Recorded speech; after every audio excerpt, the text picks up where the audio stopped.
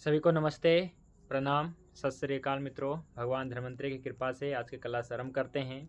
और अभी हम पंच महाभूतों के बाद हमने आपको पढ़ाया पंचभूता अग्नि, और पंचभूता अग्नि का कल हमने पढ़ाया था स्थान। पंचभूता अग्नि की अवधारणा पढ़ने के बाद मैंने बताया पंचभूता अग्नि का स्थान क्या है। ठीक है, तो अभी बहुत ही महत्वपूर्ण टॉपिक चल रहा है और आज बहुत ही महत्वपूर्ण टॉपिक पढ़ने वाले हैं। भूताग्नि से संबंधित ही पढ़ेंगे। आज जो लीवर के बारे में इतना पढ़ा जा रहा है, लीवर के बहुत सारे जो है इसके कार्य बताए जा रहे हैं। लीवर के बहुत ज़्यादा जो है हेल्थ टॉनिक या कहिए लीवर से संबंधित बहुत सारी दवाइयाँ आ गई है, और विश्व लीवर दिवस भी मनाया जाने लगा है ना। तो आज जो है हमारे जो है एक साथी आया, वो पूछ रहा था कि वैद्य जी आप जो हैं प्रतिदिन कहाँ से खोज के लाते हैं कि आज लीवर दिवस है, आज जो है लंग्स दिवस है। तो कहा ऐसी बात है, रुको हम अभी स्टेटस डालते देखता हूँ। तो आज मैंने निकाल दिया विश्व मलेरिया दिवस आज है। तो मतलब वैसे तो देखा जाए 365 दिन में कोई ना कोई तो रोग तो आएगा ही। तो ये बात है, तो इसके बारे में बारी बारी से बताएंगे। लेकिन आज जो हम भूताग्नि की चर्चा करने वाले हैं, और भूताग्नि से संबंधित जो ऑर्गन है उसका नाम है लीवर, यकृत। भूताग्नि भूताग्नि जो जठर अग्नि के बाद होती है। भूताग्नि पाक द्वारा पाचन और चयापचय की प्रक्रिया, और लीवर भी क्या करता है जी, तो उपापचय की क्रिया ही करता है, उधर भी यही क्रिया होती है। तो जो भूताग्नि करती है ना, और भूताग्नि जो है कहाँ रहता है, लीवर में रहता है। तो अभी के समय में क्या है कि लोग जो है लीवर मतलब क्या है कि यकृत, हिंदी में अर्थ में आज बताने वाला कि यकृत का मतलब क्या समझें। यकृत समझिए, अभी समझेंगे। ये जो 5 भूताग्नि है ना, एक कृत है, जो 5 है ना ये भूताग्नि, वो एक कृत है, इसलिए इसका नाम यकृत है। सिंपल है जी, है ना। तो फिर भी मैं इसको बताने वाला हूँ, लीवर यकृत के बारे में बताने वाला हूँ, और कैसे कार्य करता है। ठीक है, तो भूताग्नि का कार्य हम लोग पढ़ते हैं, जबकि जो है अभी के मॉडर्न समय में क्या है कि लीवर के ही कार्य पढ़ते हैं। लीवर के 500 काम हैं, लेकिन इनमें से मैं बहुत सारे कार्य में बताने वाला हूँ। ठीक है, इसमें से मैं कम से कम 50 कार्य के बारे में मैं बताने वाला हूँ, जो प्रमुख कार्य है ना इसके लीवर के, ये सभी कार्य मैं बताने वाला हूँ।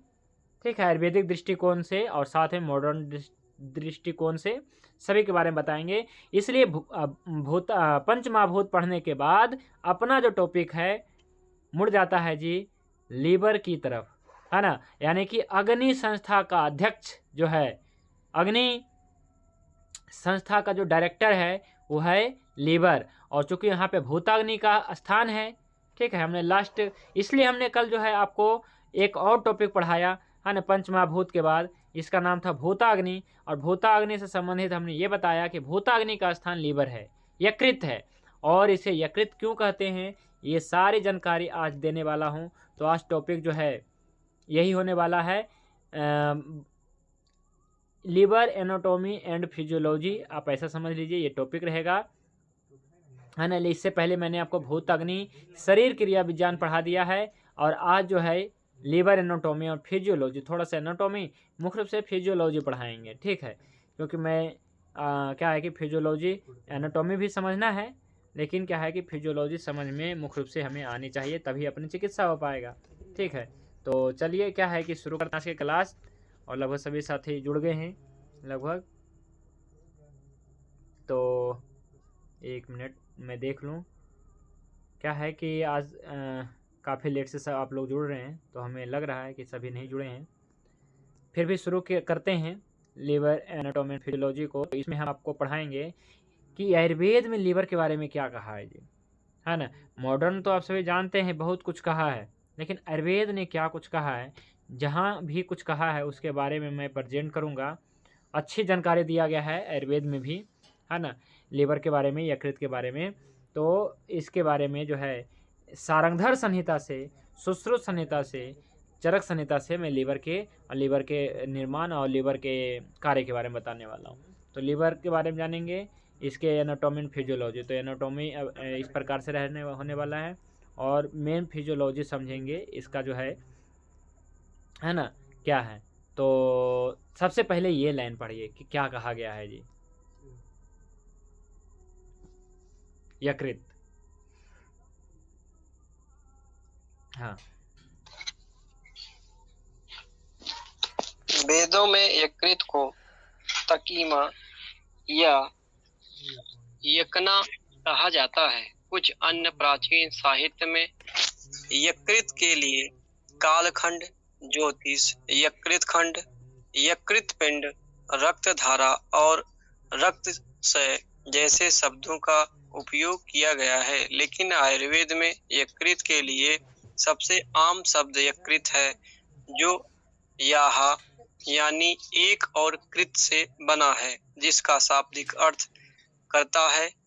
इस प्रकार यकृत शब्द का अर्थ है एक ऐसा अंग जो हमेशा सक्रिय रहता है और शरीर में महत्वपूर्ण चयापचय कार्य करता है।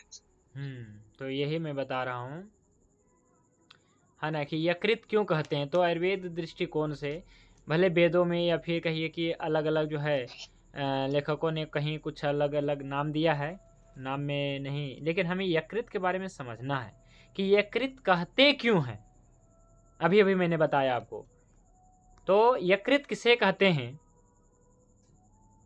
तो जो 5 भूता अग्नि है इसका स्थान इसमें है, यानी इस अंग में है। अभी नाम यकृत नहीं है, मतलब कहिए लीवर में है, ठीक है। जो 5 भूताग्नि लीवर में है, तो यकृत यानी कि ये जो 5 भूताग्नि जो है एक और कृत से बना है। मतलब यकृत क्या है जी, एक और कृत, इसलिए इसका नाम यकृत है। मतलब ये जो भूताग्नियां हैं क्या है जी, एकत्रित इसमें है, इसलिए शायद इसका नाम यकृत ऐसा रखा गया। और इसका अर्थ जो है आप ऐसा समझ सकते हैं, एक ऐसा अंग जो हमेशा सक्रिय रहता है और शरीर में महत्वपूर्ण चयापचय कार्य करता है, ठीक है। तो इस प्रकार से आयुर्वेद की यकृत की शरीर रचना और क्रिया विज्ञान और विकृति विज्ञान की समझ जो है पारंपरिक पश्चिम चिकित्सा से काफ़ी अलग है। माने मॉडर्न देखें और आयुर्वेद देखें तो बिल्कुल अलग है ना। मॉडर्न में सीधा बता दिया जाता है लीवर खराब है जी आपका, है ना, लीवर आपका खराब है। तो आम आदमी के भी दिमाग में इतना मतलब क्या है कि डाल दिया गया है, मतलब भूसा डाल दिया गया, आप ऐसा समझ लीजिए, समझ में नहीं आता है ज़्यादा। तो कहता है कि बैज, एक तो हमें कह रहा था बैज जी हमारा लीवर खराब है। देखिए क्या कर रहा है, बैज जी हमारा लीवर खराब है। हालांकि वो काफ़ी ज़्यादा मतलब अपने आप को एजुकेटेड मतलब समझता था, क्योंकि वो गांव का टीचर भी था ना, इस कारण से। और लेकिन हमको कह रहा बैज जी समझ में नहीं आ रहा, लीवर हमारा खराब है। तो बताइए, ये स्थिति है भारत के लोगों की। और एक टीचर जो कहलाता है, मतलब प्राइमरी टीचर था वैसे तो, लेकिन वो कह रहा था भाई जी हमारा लीवर खराब है। लीवर भी नहीं आ रहा था समझ, लेकिन हाँ इसको पता है लीवर होता है, लेकिन कहाँ है ये नहीं पता, लेकिन लीवर खराब है। तो आज के डॉक्टर ना लीवर को इतना ज़्यादा मतलब वो कर दिया है, जैसे ही कुछ लीवर का टॉनिक, तो लीवर की दवाई, तो लीवर का जो है समस्या सीधा बता देते हैं, लीवर की समस्या।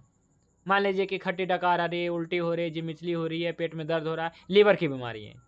मोटापा हो रहा है, लीवर की बीमारी है। मतलब लीवर की बीमारियां जो है ना सबसे ज़्यादा है, ऐसा बता दें मॉडर्न चिकित्सा में। लेकिन आयुर्वेद की देखिए जी, आयुर्वेद का आप चरक संहिता देखिए, अष्टांग हृदयम, सुश्रुत संहिता, कहीं भी आपको आयुर्वेदिक ग्रंथों में कहीं भी यकृत या गुर्दे की बीमारियों पर एक अलग अध्याय नहीं मिलेगा। हाँ ये लीवर अध्याय है? ऐसा देखा है आपने? लीवर अध्याय है या गुर्दा अध्याय है, गॉल ब्लैडर अध्याय है, पैनक्रियाज अध्याय है? नहीं, मुझे समझ में नहीं आया कि क्यों नहीं है। आपको भी समझ में नहीं आ रहा होगा कि क्यों नहीं है। इतना इंपॉर्टेंट जो है अंग है लीवर, लीवर से संबंधित बीमारी है, इसमें लिखा नहीं है कि हाँ ये लीवर अध्याय है ना, कुछ भी है ना। दूसरे अध्याय है कर्ण नाखा सिरो वर्ण है ना, ये सब है कि कर्ण का एक अध्याय है, नाक का एक अध्याय है, कान का, आंख का, सब का एक अध्याय है, लेकिन लीवर का नहीं है जी, लीवर का अध्याय नहीं है है ना। तो कुछ तो कारण है जी। छोटा अंगों का अध्याय है, पूरा एक अध्याय चैप्टर, उसका नाम है कर्ण नासा सिरो वर्णे। ऐसा मतलब क्या है कि एक अध्याय है, कर्ण नासा सिरो रोग भी है एक अध्याय, आंखों के लिए पूरा अध्याय है। लेकिन सबसे बड़ा ग्रंथि कहलाता है लीवर, पता है ना आपको। लीवर क्या है जी, लीवर का परिचय क्या है, तो लीवर कहता है कि लीवर जो है सबसे बड़ी ग्रंथि है ना, लीवर सबसे बड़ी ग्रंथि है। यानी कि लीवर यकृत शरीर का एक महत्वपूर्ण अंग है जो पेट के ऊपरी, पेट है, पेट के ऊपरी दाएं हिस्से में यानी कि राइट साइड में स्थित होता है, राइट साइड में स्थित होता है। यह शरीर का सबसे बड़ी ठोस ग्रंथि है, ग्रंथि, और ये अंदर है। अगर बाहर में देखेंगे तो सबसे बड़ी जो है अंग जो है त्वचा है, ये अंग है। लेकिन लीवर क्या है, लीवर भी एक अंग है, लेकिन ये ग्रंथि है। ग्रंथि भी 2 प्रकार के होते हैं, मैं बाद में बताऊंगा, बहिर्स्रवी, अंतःस्रवी। तो लीवर दोनों है ना। तो लीवर जो है सबसे बड़ा अंग है। इसका वजन भी देखिए 1.5 kg से ज़्यादा होता है, 2 kg के बराबर होता है किसी में, है ना, शरीर के साइज के अनुसार। महत्वपूर्ण कार्य करता है ना, ये कार्य भी महत्वपूर्ण करता है। भूताग्नि को धारण कर रखा है, रक्त को साफ करता है, विषाक्त रक्त को पदार्थों को निकालता है, प्रोटीन बनाता है, पित्त का उत्पादन, कई सारे कार्य हैं। 50 कार्य तो मैं बताने वाला हूँ अगले क्लास में, ठीक है। लीवर के इतने कार्य हैं, लेकिन लीवर अध्याय नहीं है जी। तो थोड़ा हमें क्या है कि समझना पड़ेगा लीवर अध्याय क्यों नहीं है। पहला प्रश्न तो यही है ना। लीवर अध्याय गया कहाँ, जल तो नहीं गया नालंदा यूनिवर्सिटी में, है ना। आयुर्वेद में यही रहता है ना, ये चीज़ें नहीं है, नालंदा यूनिवर्सिटी में जल गया। अरे भाई सारा किताब क्या वहीं पे रखा हुआ था है। अरे जल गया तो जल जाने दीजिए ना, दिमाग तो नहीं जल गया।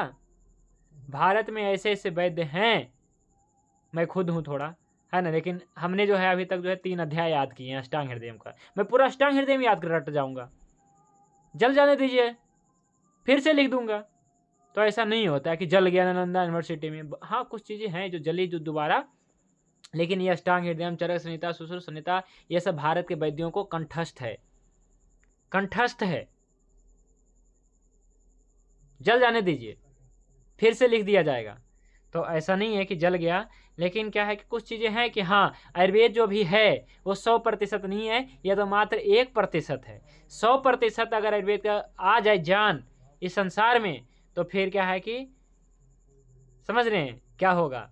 अभी तो 1% है, इसी को हम लोग पढ़ के जो है देखते हैं ना कि कहीं कहीं हमें कंसेप्ट क्लियर नहीं हो पाता, बहुत सारी चीज़ें जो है कंसेप्ट क्लियर नहीं हो पाता है ना, समझ में नहीं आता है उतना जितना हम समझना चाहते हैं, आपको लगता है ना। तो इसी वजह से कि अभी आयुर्वेद मात्र 1% है। फिर भी देखिए कितने सारे ग्रंथ है जी, है ना। आपको तो मिला ही होगा हमारा जो है सूची, कितने सारे ग्रंथ है देखिए आयुर्वेद की। जो हम अष्टांग हृदय क्लास जो चल रहा है, इसका अन्य सहायक ग्रंथ देख लीजिए कौन कौन से ग्रंथ है ना, कितने सारे ग्रंथ है बताइए। तो इस प्रकार से तो ऐसा है कि लीवर अध्याय नहीं है, इसका कारण है ना। इसका कारण क्या है, तो इसका उत्तर ये है कि यकृत रोगों के निदान और उपचार के लिए आयुर्वेद का दृष्टिकोण जो है इस प्रकार का नहीं है जैसे एलोपैथी का है। आयुर्वेद में उपचार अंग आधारित के बजाय लक्षण आधारित या कहीं गुण आधारित अधिक है जी। आयुर्वेद में क्या है जी, गुण आधारित चिकित्सा है, जो मैं आपको पढ़ा चुका हूँ। गुण आधारित चिकित्सा क्या है, गुर्वादि गुण, गुरु मंद हिम स्निग्ध संरक्षण सांद्र मृदु अस्थिरा गुना सा सूक्ष्म विशदा विंशति सा विपर्या।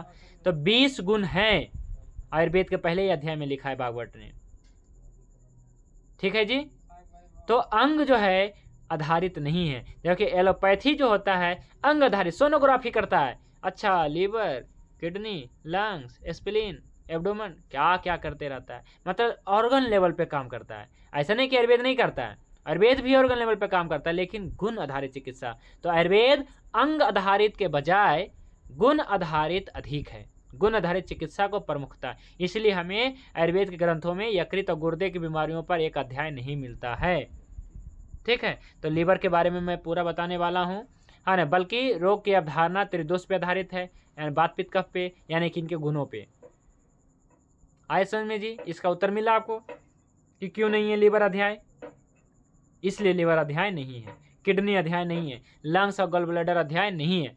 कहेंगे, बहुत सारे लोग कहते हैं कि थायराइड का वर्णन नहीं है आयुर्वेद में, हाँ ना, बहुत सारे लोग कहेंगे कि फैटी लीवर का वर्णन ही नहीं किया भागवत ने या फिर आयुर्वेद ने, गॉल ब्लैडर स्टोन का वर्णन ही नहीं है, इतना बड़ा स्टोन हो रहा है, किडनी स्टोन का वर्णन ही नहीं। हाँ, ये तो किडनी स्टोन का है, क्या है वो, हाँ, ब्रिकस्मरी का तो है। तो बहुत सारे जो है इस प्रकार से प्रश्न आते हैं कि ये नहीं है आयुर्वेद में, ये नहीं है आयुर्वेद में, पढ़ेंगे तब ना। तो इस प्रकार से होगा। तो लीवर अध्याय कहाँ है, कैसे मिलेगा, वो आपको समझना है। तो लीवर अध्याय जो है आप गुण आधारित चिकित्सा में मैं समझाऊंगा आपको, ठीक है। तो सबसे पहले जो है पढ़िए ये वाला सारंगधर संहिता बारे में पढ़िए कि क्या लीवर के बारे में, यानी कि यकृत परिचय के बारे में क्या कहा है सारंगधर ऋषि ने।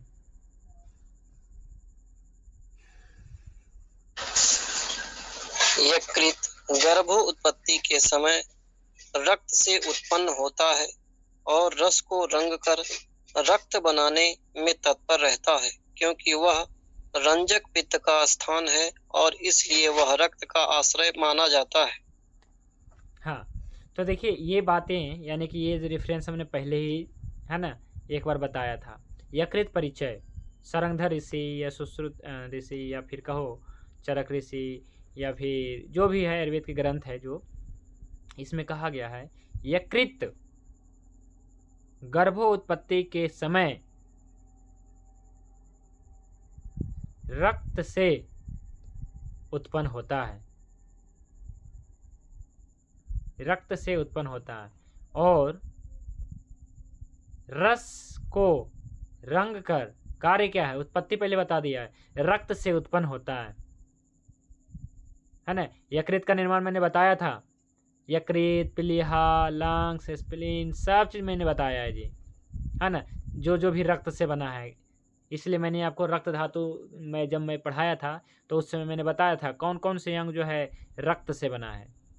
तो इसमें जो आया था यकृत आया था, यकृत रक्त से उत्पन्न होता है और यकृत जो है रस को रंग कर रक्त बनाने में तत्पर रहता है, रंगने का कार्य करता है, रस को रंग कर। तो ये हम सब जो है ब्लड चैप्टर में, यानी कि रक्त धातु में हमने पढ़ लिया है विस्तार से, क्योंकि वह रंजक पित्त का स्थान है और इसलिए वह रक्त का आश्रय माना जाता है ना, रक्त का आश्रय माना जाता है। लीवर और स्प्लीन भी माना जाता है प्रमुख रूप से, लेकिन लीवर भी माना जाता है। तो यकृत क्या है, रक्त से उत्पन्न है, ठीक है। तो इसमें रक्त धातु का बहुत ही महत्वपूर्ण योगदान होने वाला है, यानी कि रक्त धातु खराब होगा तो लीवर खराब होगा। अगर रक्त धातु दूषित होगा, रक्त धातु विकृत होगा तो लीवर खराब होगा। जैसे क्या है, मान लीजिए कोई व्यक्ति जहर पी लेता है तो क्या है कि जहर जब अमाशय में जाता है, इसके बाद जो है ये पकवाशय में जाएगा तो क्या होगा कि एब्जॉर्ब होगा, जब है ना, जो बिलाई द्वारा जब एब्जॉर्ब होगा और वो जो है पोर्टल वेन के थ्रू लीवर में आएगा। कल मैंने आपको बताया था पोर्टल वेन, तो पोर्टल वेन के थ्रू जब लीवर में आएगा वो चीज़ें जहर आएंगी तो लीवर बर्दाश्त नहीं करेगा। यानी कि लीवर का काम है रक्त को शुद्ध करने का, यानी कि जो भी अमोनिया आएगा, NH3 जिसको हम कहते हैं, अमोनिया आएगा उसको यूरिया में बदल देगा। लेकिन इसकी एक क्षमता होगी, उसकी क्या है, एक लीवर का क्षमता है, जब अधिक जो है जहर ले लेंगे, NH3 आ जाएगा शरीर में, अमोनिया आ जाएगा तो लीवर जो है डेड हो जाएगा, मतलब शरीर जो है डेड हो जाएगा, बर्दाश्त नहीं करेगा। इसलिए जब कोई व्यक्ति जहर खा के मरता है या फिर कोई पोस्टमार्टम किया जाता है तो उसका परीक्षण जो है लीवर से होता है कि क्या लीवर का जरूर करते हैं, ताकि पता चल सके जहर से तो नहीं मरा, ऐसा समझ में जी, इसलिए करते हैं। तो लीवर के बारे में इस प्रकार से बताया गया है, लीवर रस को रंगने का कार्य करता है, रक्त में बदलने का कार्य और रक्त से रक्त बनाने का कार्य करता है। तो हमने रक्त के बारे में हमने पढ़ लिया है, रक्त धातु में ये सब हमने बता दिया था। तो सुश्रुत के अनुसार भ्रूण अवस्था में, है ना, भ्रूण अवस्था के दौरान रक्त से यकृत अंग का निर्माण होता है। इसे रक्त का मुख्य स्थल माना जाता है, यकृत को। आचार्य चरक और सुश्रुत दोनों ने ही, है ना, रक्त के लाल कण के लिए जिम्मेदार स्थान रंजक पित्त का उल्लेख किया है। जो रंजक पित्त भी हमने बताया है, हालांकि रंजक पित्त स्रावित जो होता है अमाशय से होता है और यहाँ पे रहता है, ऐसा ही हमने कुछ बताया था। ठीक है, तो अब जो है ये यकृत के बारे में और कुछ जो जानकारी है ये पढ़िए अब। यकृत एनाटॉमी थोड़ा पढ़िए। यकृत उदर गुहा के ऊपरी दाहिने कान के नीचे दाहिनी किडनी और आंतों के ऊपर स्थित होता है। शंकु के आकार का यकृत एक गहरे लाल भूरे रंग का अंग है जिसका वजन लगभग 1.5 से 2 केजी 300 ग्राम होता है। थोड़ा क्या है कि कई बार ऐसा होता है कि आपके पास जो है रोगी आते हैं, या क्या है कि मान लीजिए कोई डॉक्टर ने या फिर कहीं आपने सोनोग्राफी करवाया, है ना, और इसमें जो है लीवर का साइज आ गया, है ना। तो लीवर का साइज भी आपको याद रखना है या फिर समझ सकते हैं। इसमें सबसे पहले बता दिया, राइट साइड आपको हमेशा याद रखना है। राइट साइड, जैसे आपका ये चेस्ट है तो आपका राइट हैंड तरफ जो है लीवर रहेगा। हालांकि बीच में भी है क्योंकि इसमें 2 लोब है ना, 2 पार्ट आप समझ लीजिए ऐसा। ठीक है, तो लीवर का जो बड़ा पार्ट है इसको कहते हैं राइट लोब कहते हैं। देखिए ये जो लीवर है इसमें देखिए बीच में एक निशान सा है ना, तो इसको जहाँ पे लीवर है ना लिखा हुआ, ये आपका राइट है। ये देखेंगे बड़ा है इस साइड और इधर क्या है, छोटा है। तो ये राइट लोब बड़ा होता है, लेफ्ट लोब जो है छोटा होता है ना, जो बाएं साइड रहता है। ठीक है, इधर छोटा रहता है। ठीक है, तो इस प्रकार से जो है राइट लोब और लेफ्ट लोब में जो है बटा रहता है लीवर। और डायफ्राम के नीचे और अमाशय जो है तथा अमाशय दहनी किडनी और आंतों के ऊपर, है ना, इस प्रकार देखेंगे ना, ये आंत है जो बड़ी असेंडिंग कोलोन है ना। तो ये जो है यहाँ पे देखेंगे ट्रांसफर कोलोन है ना, इधर बीचों बीच यहाँ पे, यहाँ कह सकते हैं इस जंक्शन पॉइंट पे ये आ रहा है। ये जो है बड़ी आंत है ना। तो लीवर यहाँ पे है और ऊपर जो है लंग्स है यानी कि डायफ्राम यहाँ पे देखेंगे, और ये जो है अमाशय के थोड़ा ऊपर है, और ये अस्टमक के ऊपर और कॉलन के ऊपर, है ना, लंग्स के नीचे, इस प्रकार से। तो ये हो गया और राइट साइड में। ठीक है, शंकु के आकार का यकृत एक लाल भूरे रंग का यानी धूसर रंग का होता है। जी क्यों रहता है? क्योंकि इसमें रक्त होता है ना, रक्त से सना हुआ है ये पूरा, इस कारण से धूसर रंग का होता है। इसका वजन 1.5 केजी से 2 केजी 2.3 केजी तक हो सकता है। तो ये और भी बढ़ सकता है ना। अलग अलग जो है प्रजाति है ना, भारत में क्या विश्व में मतलब अलग अलग मानव की प्रजाति है ना। कोई छोटा प्रजाति है, कोई बड़ा प्रजाति है देखे होंगे जो 7 फीट का 8 फीट का, तो उसका बड़ा होगा ना लीवर। तो लीवर उसका बड़ा होगा, प्रकृति के हिसाब से भी। हाँ, प्रकृति के हिसाब से लंबाई चौड़ाई भी हो सकता है। तो सामान्य रूप से ऐसा है कि 14 सेंटीमीटर पुरुषों में होता है इसकी, है ना, साइज में बता रहा हूँ 14 सेंटीमीटर। तो इसलिए 14 सेंटीमीटर 15 भी हो सकता है, 16 भी हो सकता है, बड़ा हो भी सकता है ना। तो इस प्रकार से जो है और इसकी जो है वजन जो है 1.5 से 2 केजी 2.5 केजी तक भी हो सकता है। किसी अगर ज़्यादा है तो फिर रोगी होगा, है ना। तो स्वस्थ होना चाहिए, है ना। ये इसमें कोई सूजन नहीं होनी, इन्फ्लेमेशन नहीं होनी चाहिए इस प्रकार से। ठीक है, तो इसका जो है ये लीवर की संरचना के बारे में भी और मैं बताऊंगा कुछ ताकि आपको समझ में आएगा। तो 1.5 से 2 केजी हो गया, है ना। तो अब जो है इसे समझना है कि ये पित्त विशेष रूप से रंजक पित्त के उत्पादन, है ना, पित्त विशेष रूप से रंजक पित्त के उत्पादन के अलावा यकृत में, है ना, जो पित्त होता है, जो रंजक पित्त हमने पढ़ा है बार बार कि रस को रंगने का कार्य करता है, यकृत में होता है। तो यकृत में चयापचय संबंधी कार्य भी होता है।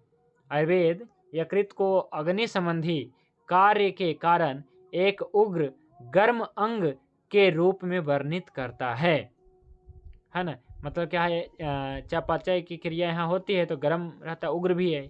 और आयुर्वेद में अग्नि का अर्थ क्या है, भोजन और चयापचय उत्पादों के पाचन के अर्थ में किया जाता है। तो आयुर्वेद में कम से कम 13 विशिष्ट शारीरिक अग्नि का वर्णन किया गया है। 13 तो किया ही गया है ना। वैसे तो 23 मैंने बताया था, लेकिन 13 चरक संहिता में 13, तो 13 तो मानना पड़ेगा कम से कम। उनमें से जो 5 को पंचभूताग्नि के रूप में जाना जाता है, जो विशेष रूप से यकृत में स्थित है। ठीक है जी, जो विशेष रूप से क्या है जी, यकृत में एकीकृत है पंचभूताग्नि, इसलिए शायद इसे हम यकृत कह रहे हैं बार बार। यकृत यकृत, ये पांचों भूताग्नि जो है एकीकृत है ना, एकीकृत है, इसलिए ये ऑर्गन का नाम है यकृत।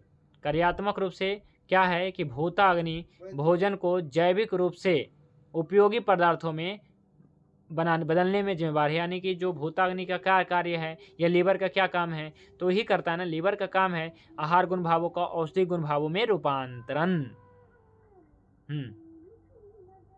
हीमोग्लोबिन का क्या इसी में? हीमोग्लोबिन का इसमें होने वाला है ना, लीवर ही तो तोड़ता है हीमोग्लोबिन को, तभी तो बिलिरुबिन बनता है, बाइल बनता है। अभी मैं बताने वाला हूँ, इसलिए अभी तक जो है मान लीजिए कुछ कंसेप्ट नहीं क्लियर हुआ होगा। जैसे मान लीजिए हीमोग्लोबिन से संबंधित, तो इसमें होगा क्लियर है ना। रक्त धातु से गहरा संबंध है ना लीवर का। हीमोग्लोबिन का डिफिशियंसी मतलब लीवर की, अभी मैं बताने वाला हूँ, ठीक है। तो क्या है कि किस प्रकार से हीमोग्लोबिन और रक्त के साथ जो है सीधा सीधा संबंध है ना लीवर का। लीवर का रक्त के सीधा सीधा संबंध है लीवर स्प्लीन का, तो इसलिए इसे पढ़ना बहुत जरूरी, समझना बहुत जरूरी है। और चिकित्सा में, अपने चिकित्सा में रक्त का चूंकि बहुत महत्वपूर्ण है ना स्थान होता है, तो रक्त लीवर इसलिए जो है महत्वपूर्ण स्थान है।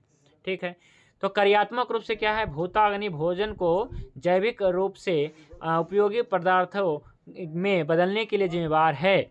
पाचन क्रिया है ना, जो पाचन प्रक्रिया भोजन को उसके सबसे बुनियादी रूप में तोड़ देती है। और 5 जो तत्व हैं और इसके जो अग्नि है भूताग्नि, प्रत्येक तत्व के लिए है ना, इन तत्वों को एक ऐसे रूप में परिवर्तित करती है जिसका शरीर उपयोग कर सकता है।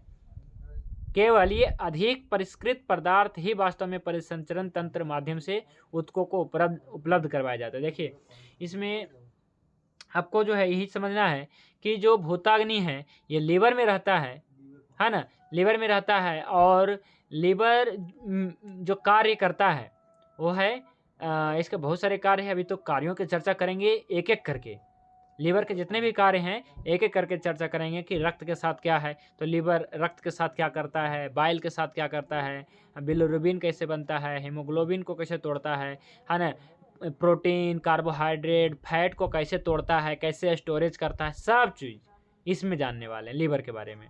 तो क्या है, लीवर में जो होता है, हम लोग क्या है भूता अग्नि के तौर पे पढ़ते हैं कि भूता अग्नि कर रहा है ऐसा। लेकिन मॉडर्न में क्या होता है, लीवर के बारे में जो भी पढ़ा जाता है कि ऑर्गन लेवल पे पढ़ा जाता है ना। और हम लोग जो है भूता लेवल पे पढ़ते हैं, पंचभूता लेवल पे। ठीक है, तो इसलिए अंतर है। और ऐसा जो है मन में नहीं रखना है प्रश्न कि लीवर अध्याय क्यों नहीं है। लीवर अध्याय नहीं पढ़ना है, अपना गुण आधारित अध्याय है ना। एलोपैथी में ऐसे कोई गुण आधारित अध्याय है नहीं है, लेकिन अपना क्या है जी, पहला अध्याय ही गुण आधारित है ना। 20 गुणों की चर्चा कर दिया, तो गुण आधारित चिकित्सा में है ना, ऑर्गन आधारित जो है चिकित्सा नहीं होती है जी। ठीक है, तो आज के लिए बस इतना ही पढ़ेंगे। हमें लगता है एक पेज जो है इसमें जोड़ना छूट रहा है, पर कोई बात नहीं। अब आप लोग का कोई प्रश्न है तो रखिए। समझ में आया जी? कोई भी साथी बताइए कि नहीं आया समझ में? भूताग्नि के बाद लीवर पढ़ा रहा हूँ, समझ में आ रहा है कि ज़्यादा कठिन हो रहा है? ये तो बेसिक जानकारी है।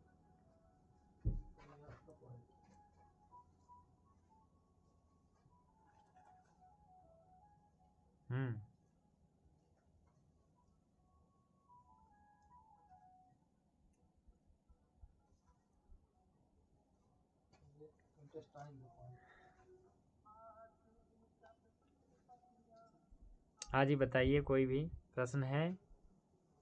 आज हमने जो है एक वीडियो बना के डाला है, आप लोगों ने देखा होगा है ना। आशा वरिष्ठ जो है बड़े पैमाने पे बनाने का जो है शुरुआत किया है। सभी प्रकार के आशा वरिष्ठ बनाना है। तो औषधि निर्माण है ना, औषधि निर्माण मतलब औषधि निर्माण के बारे में तो मैंने आपको बताया ही है कुछ कुछ तो, है ना, लेकिन सभी औषधि निर्माण नहीं बताया ना, ये तो अभी मात्र एक कल्पना बताया है। इसी प्रकार से घृत कल्पना है, तेल कल्पना है, अवलेह कल्पना है, आसव अरिष्ट कल्पना है, भस्म कल्पना है, सभी कल्पना बताएंगे, धीरे धीरे हो जाएगा, है ना। लेकिन इसमें जो है इस अध्याय में जो है लीवर के बारे में पढ़ेंगे, लीवर के बाद जो है स्प्लीन के बारे में पढ़ेंगे, इसके बाद किडनी के बारे में पढ़ेंगे, इसके बाद यूट्रस के बारे में पढ़ेंगे जी, ठीक है। तो आप कोई प्रश्न है जी आप लोग का?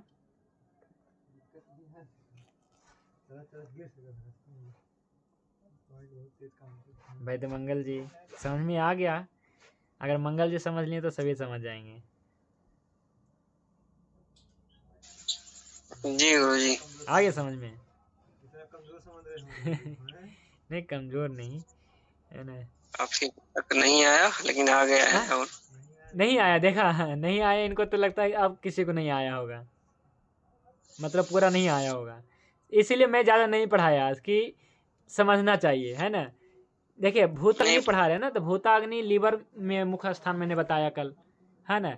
तो जो हम ऑर्गन लेवल की बात करते हैं ना, जो मॉडर्न में ऑर्गन लेवल की बात करते हैं कि लीवर पे फोकस करते हैं ज़्यादातर, है ना, लीवर पे फोकस करते हैं ना कि ये लीवर की बीमारी है, लीवर ठीक करो, लीवर ठीक करो। तो लीवर अध्याय लीवर के बारे में खुद जो है एनालिसिस करते हैं, इसके लिए सोनोग्राफी MRI सब करते हैं। लेकिन आयुर्वेद में जो है ऐसा लीवर का कोई अध्याय नहीं है। तो इसका कारण क्या है जी? गुणधारित चिकित्सा है। अभी मैं आपको कल मैं ये शायद मैं देखता हूँ किस प्रकार से सिलेबस है ना प्रेजेंट करूँ, या तो पहले मैं लीवर के सभी कार्य में पढ़ा दूँ, या फिर लीवर का जो है हाँ पहले कार्य ही में पढ़ा देता हूँ मॉडर्न के अनुसार, आयुर्वेद के अनुसार। तो पहले कार्य पढ़ाएंगे और कार्य पढ़ा करके फिर लीवर की बीमारियाँ लेंगे, है ना, कि लीवर की बीमारी मतलब लीवर में क्या होता है, तेज वायु आकाश महाभूत बढ़ता है तो कौन कौन सी बीमारियां हो जाएगी, क्या क्या दिक्कत आएंगे, कौन कौन से सिम्टम लक्षण आएंगे, और वायु पृथ्वी और आप महाभूत बढ़ेगा तो क्या लक्षण आएगा, कौन सी बीमारियां होने वाली है जी, ठीक है। इस प्रकार से तो मुख्य रूप से ये बताएंगे, ठीक है। और तो ज़्यादा कुछ नहीं समझना है इसमें जी। मेरी आवाज आ रही? जी जी जी आ रही। बताइए। इसमें एक चीज मुझे समझ में आई है, जैसा आपने बताया कि आयुर्वेद ये गुण आधारित चिकित्सा पद्धति है। तो कोई भी ऑर्गन में अगर कोई भी वात पित्त कफ इनमें से क्या बढ़ा है क्या घटा है, हमने अगर इसी को भी जान लिया तो हम लगभग 90% हमारा डायग्नोसिस करेक्ट हो जाता है। तो ये गुण आधारित चिकित्सा ही मतलब संभव हो पाएगा ना। जैसे लीवर है या किडनी है तो हम क्या देखते हैं, कौन सा गुण बढ़ गया, है ना, पृथ्वी का गुरु गुण बढ़ गया। जैसे महाभूत आधारित देखेंगे ना तो यही देखेंगे ना, पृथ्वी का जो गुण है गुरु गुण है, अस्थिर गुण है ना, इस प्रकार से आपका संदिग्ध गुण है। तो इस प्रकार से हम क्या है कि पृथ्वी आपके गुण बढ़ेगा या तेज वायु आकाश के गुण बढ़ेगा, है ना, लघुता होगी, रुक्षता होगी, खरता होगी, है ना। तो इस प्रकार से उष्णता होगी। तो इस प्रकार से इसका मतलब यही है, देखिए मैं सभी के लिए बताना चाहूंगा जी कि गुण और उपगुण ये दोनों को अगर हम समझ ले, जैसे कि शीत गुण है, वायु बड़ा है तो वायु का रुक्ष गुण बड़ा है या शीत गुण बड़ा है ना, यानी गुण और उसके उपगुण ये देखकर ही हम चिकित्सा करते हैं तो वो परफेक्ट चिकित्सा होती है, जो कि एलोपैथी में बहुत लगभग असंभव है। वहां पे सिर्फ ट्रायल एंड एरर पर काम चलता है, दवा दे देते ठीक हो गया तो हमारी वजह से, नहीं हुए तो आपकी किस्मत। तो ये है गुण आधारित कंसेप्ट ही नहीं है ना। तो गुण आधारित मतलब वो मानते ही मतलब इस प्रकार का कंसेप्ट ही नहीं है गुणों को बैलेंस करना। और ज़्यादातर क्या है कि वायरस बैक्टीरिया पे निर्भर करेंगे कि वायरस आपके जो है ना, ज़्यादातर मान लीजिए गट हेल्थ हो गया तो गट बैक्टीरिया हैं ये खराब हो गए हैं, गट बैक्टीरिया पोषण नहीं हो पा रहा है। अरे बैक्टीरिया है तो पर किसके वजह से, इन गुणों के वजह से है ना, या ज़्यादा हो गए हैं या कम हो गए हैं तो इन गुणों की वजह से ज़्यादा कम हो गए ना।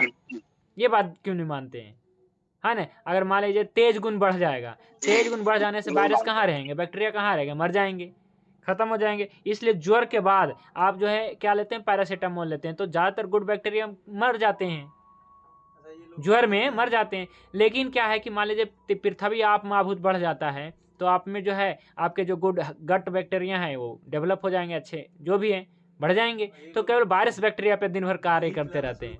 दही खाओ बैक्टीरिया बढ़ेंगे, दही हाँ, खाओ। दही खाओ बैक्टीरिया बढ़ेगी और हम इधर पहले ही मना कर देते भाई दही न मत खाओ। केवल वायरस बैक्टीरिया बढ़ाने से नहीं होगा ना, कहता है रोज दही खाओ, ये बताना। है ना। एलोपैथी कहता है कि दही रोज खाओ, है ना। हम जबकि मना कर रखे हैं, दही तो स्वस्थ व्यक्ति को प्रतिदिन ही खाना है ना, एक दिन छोड़ के खाना है। दही में आपको क्या कहते हैं, चीनी मिला के मिश्री मिला के खाना है, खांड मिला के खाना है, आपको दही में आंवला मिला के खाना है, कुछ मिला के खाना है, दही को अकेला नहीं खाना है। हम तो इतना सब कहते हैं, लेकिन उधर तो क्या अलग ही सिस्टम है, दही रोज खाना है, दही रोज खाएगा तभी तो बीमार होगा। ये बात है जी। तो ये सब है। तो लीवर अध्याय जो है अभी शुरू हो रहा है ना। तो कल हम जो है फंक्शन पढ़ेंगे जी, ठीक है, लीवर का।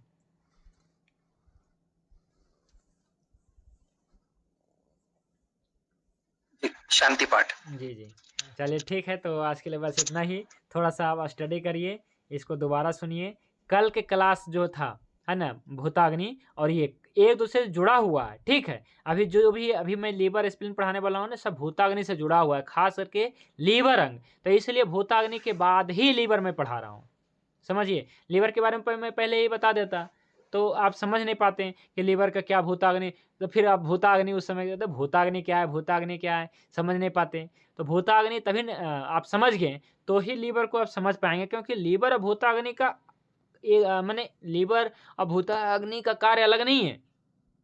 आप समझिए यही कि लीवर का जो कार्य है ना, वो भूताग्नि का ही कार्य है, या भूताग्नि का जो कार्य है ना, लीवर का कार्य है, ठीक है। और ये पंचभूत से जो है, पंचभूता के जो अग्नियां हैं, है ना, ये पंचभूता अग्नियां जो है, चूंकि एक जगह इकट्ठी है, मतलब लीवर में एकत्रित है, इसलिए इसे हम यकृत भी कह रहे हैं, समझिए इतना। तो इसलिए लीवर के कार्य इक्वल टू भूताग्नि का कार्य। भूताग्नि भी यही कर रहा है। क्या करता है लीवर के कार्य? एक बहुत ही प्रमुख कार्य है। तो लीवर का एक काम है कि ग्लूकोज को, जैसे आपने खाया, नाप तोल के थोड़ा खाया आपने कि आज इतना प्रोटीन लेना है। अब प्रोटीन आपने तो मान लीजिए भोजन खा नाप के किया, लेकिन उसमें प्रोटीन कितना है ये थोड़ा नापा आपने, है कितना फैट है, कितना कार्बोहाइड्रेट, ये थोड़ा नापा। आप भोजन को तोल सकते हैं, इसके अंदर कितना जो है प्रोटीन है ये तो नहीं तोल सकते हैं। पर ज़्यादा प्रोटीन, मान लीजिए कि आपने आज ज़्यादा प्रोटीन ले लिया, तो प्रोटीन को जो है आगे कन्वर्ट करके रखेगा ना लीवर। मान लीजिए कि आप जो सिंपल समझिए कि आप अपने ज़्यादा ग्लूकोज सेवन कर कार्बोहाइड्रेट ले, तो ग्लूकोज जो होगा तो ज़्यादा हो गया, तो आप जितना मतलब कि आवश्यकता से अधिक खाना खा लें तो जो ग्लूकोज होगा उसको ग्लाइकोजन में बदल के रखेगा। ये भूताग्नि का भी कार्य है और लीवर का भी कार्य है। मतलब लीवर में जो कार्य कर रहा है ना, वो भूताग्नि ही कर रहा है उस अंग में, आप ऐसा समझ लिए। हाँ, तो लीवर का इसलिए मैंने सैकड़ों कार्य हैं, क्योंकि उसमें 5 प्रमुख भूताग्नि है और ये अलग अलग कार्य करते हैं। तो इसमें जो है ये चीज़, अच्छा, जब आपने भोजन अधिक कर लिया तो ग्लूकोज को ग्लाइकोजन में बदल लिया, और आपने भोजन नहीं किया तो फिर से उसने यही काम किया, ग्लाइकोजन को ग्लूकोज में बदल दिया और शरीर उपयोग कर लिया। देखिए लीवर का क्या काम है जी, यही कार्य है लीवर का कि आपने जब भोजन किया तो जो एक्स्ट्रा ग्लूकोज है उसको ग्लाइकोजन में बदल लिया, यानी कि किसी दूसरे रूप में इकट्ठा कर लिया, है ना। और इसके बाद जब क्या है कि आपने भोजन नहीं करते हैं, भूखे रहते हैं कभी, तो उस ग्लाइकोजन को ग्लूकोज में बदल करके आपका शरीर मैंने यूज कर लेता है ग्लूकोज का, ताकि आपका हर एक सेल जिंदा रहे। शरीर को चाहिए ना एनर्जी, ग्लूकोज चाहिए ना, इस कारण से। तो ये सब है। तो जो भूताग्नि का कार्य है यही लीवर का कार्य है, और जो लीवर का कार्य है ये लगभग भूताग्नि का कार्य यही है। तो आज के लिए बस इतना ही। अब शांति पाठ करके आज की क्लास को विराम करते हैं। कल हम जो है लीवर के जो है फिजियोलॉजी पढ़ेंगे, इसके जो है कार्य पढ़ेंगे, विस्तार से पढ़ेंगे। और लगभग 50 कार्यों के बारे में इतना हमने लिखा है, तो ये सब बताएंगे जी, ठीक है। ओम ध्यो शांति अंतरिक्षम शांति पृथ्वी शांति आपः शांति औषधयः शांति वनस्पतयः शांति विश्वदेवः शांतिर्ब्रह्म शांति सर्वं शांति शांतिरेव शांति सामा शांतिरेधि। ओम शांति शांति शांति। सभी को नमस्ते, शुभ रात्रि। भगवान धन्वंतरि की कृपा आप सभी पे बने रहे। जय धन्वंतरि, जय आयुर्वेद। ओम शांति।